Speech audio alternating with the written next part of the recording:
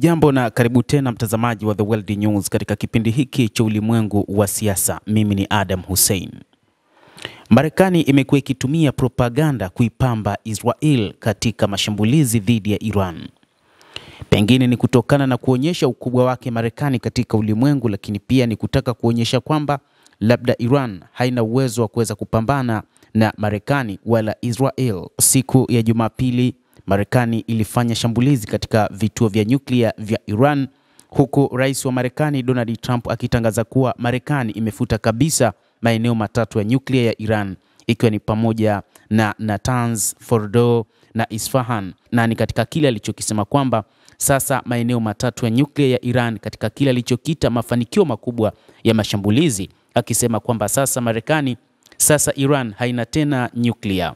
Wachambuzi wa mambo wanasema huku kulikuwa ni kumpamba Netanyahu kuuaminisha ulimwengu kwamba ameshaharibu miundombinu ya nyuklia ya Iran, lakini ni kutokana na kile wanajeshi walichokitumia kinachojulikana kama bunker buster, mabomu na makombora ya kulenga kituo cha ngome cha Fordo pamoja na maeneo ya Natanz pamoja na Isfahan.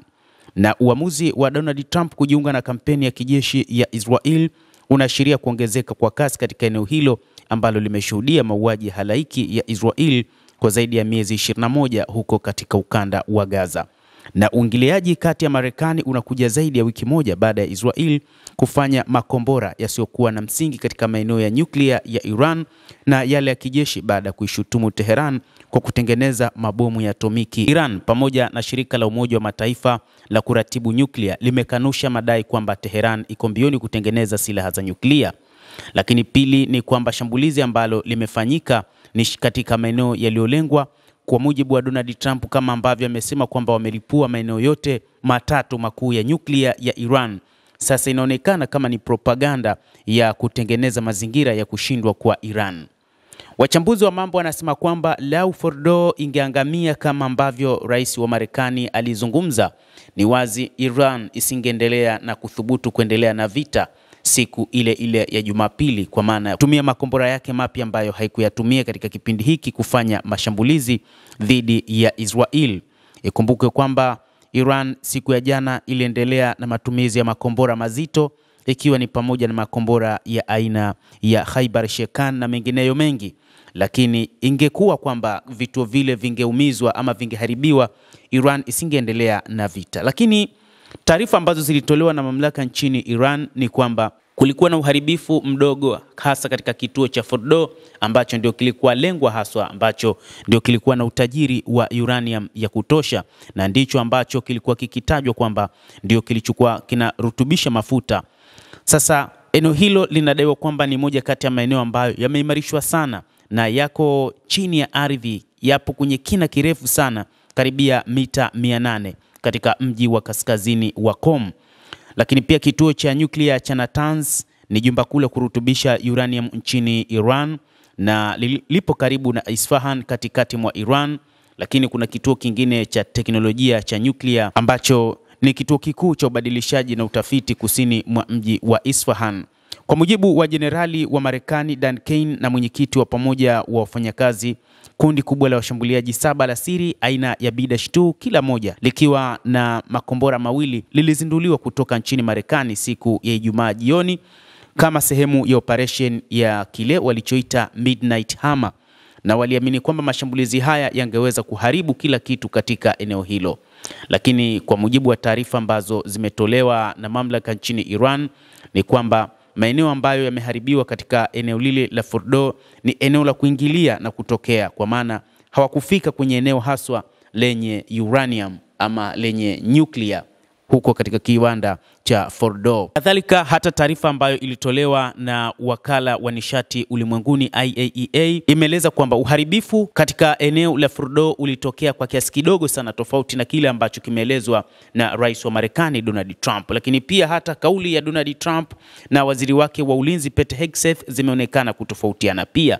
Na Pete Hegseth alizungumza siku ya jana jioni kupitia Pentagon akisema kwamba kuna uharibifu ambao umetokea, kwa maana damage iliyotokea katika kiwanda cha nyuklia cha Fordo. Kwa hiyo kimsingi kumekuwa na tofauti za kauli, lakini pia ukiachana na tofauti hizi, Kiwanda cha nyuklia cha Fordo ilidaiwa kwamba vitu vingi ama vifaa ndani ya kiwanda hicho vilishaondolewa kwa sababu Iran walifahamu vema kwamba kuna uwezekano Marekani wakafanya shambulizi katika eneo hilo la Fordo. Kwa hivyo kutokana na hili inaonekana kwamba ni propaganda zinazofanywa na rais wa Marekani Donald Trump kuonyesha kwamba wao wana teknolojia za hali ya juu katika kufanya uharibifu popote wanapotaka na wakati wowote. Lakini kimsingi hali imekuwa tofauti kwa sababu IAEA wanasema lau makombora yale yaliyobebwa katika ndege za B-2 yangeweza kufanikiwa kuharibu kiwanda kile cha nyuklia, kungekuwa na mionzi mibaya sana, na hata wakati huu huenda kungekuwa na vifo vya watu ambavyo vimetangazwa kwa wingi sana katika maeneo ya Fordo nchini Iran. Lakini mkuu wa shirika la Umoja wa Mataifa la kuratibu masuala ya nyuklia IAEA anasema hakuna ukubwa wa uharibifu katika kituo muhimu cha nyuklia cha Fordo baada ya mashambulizi ya anga ya Marekani ambayo yamefanyika. Alisema, na hapa namnukuu, kuna dalili za athari kiasi, mkuu wa IAEA Rafael Gross aliambia CNN. Lakini kuhusu tathmini ya kiwango cha uharibifu chini ya ardhi, kwa maana chini ya eneo ambalo kuna nyuklia, kwa hili hatuwezi kujitangaza. Hakuna uharibifu wa aina hiyo. Hakuna mtu angeweza kukuambia ni kiasi gani kimeharibiwa. Tunaendelea pia na uchunguzi. Anaongeza kwamba kwa sababu ya mabadiliko yaliyoonwa katika umbo la tovuti, mtu hawezi kueleza kwamba kuna uharibifu mkubwa huko. Kungekuwa na mionzi mikubwa ingeweza kutokea, lakini pia hata raia wasingeendelea kuwepo katika maeneo haya, anasema Rafael Gross. Katika hili eneo la Fordo, Gross anasema haitaharibiwa na kukatwa kwa umeme kwa sababu ina vyanzo vya ndani vya umeme vya dharura. Gross anasisitiza kwamba IAEA haikuwa na vipengele vya kuthibitisha kwamba Iran ilikuwa na mpango wa kuelekea katika silaha za nyuklia. Mtazamaji wa The World News, kimsingi ni kwamba Marekani inatumia nguvu kubwa kuuaminisha ulimwengu kwamba imefanya uharibifu mkubwa wa vinu vya nyuklia nchini Iran, lakini kimsingi uharibifu ni wa kawaida sana kutokana pia na namna ambavyo maeneo hayo yamejengwa, lakini pia kutokana na kile kilichoelezwa na Iran kwamba walishahamisha baadhi ya vifaa vyao ambavyo vilikuwa katika maeneo ya nyuklia, na inadaiwa kwamba vimefichwa katika maeneo ya siri mno kiasi kwamba wasije wakapata madhara kutokana na mionzi ya nyuklia. Endelea kutufuatilia nasi tutaendelea kukujuza ni nini ambacho kinaendelea katika ulimwengu kupitia hapa The World News. Mimi ni Adam Hussein, endelea kuwa nasi wakati wote.